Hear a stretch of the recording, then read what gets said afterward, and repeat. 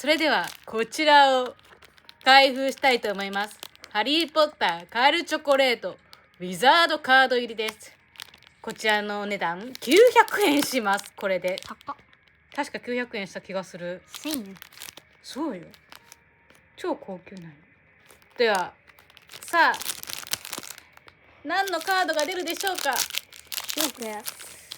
It's Showtime! あ、これは何ですか？直感でスキン、直感じゃしゃスキン。なんか読めん。これ多分さ、誰これ。直感だスキンっていう人。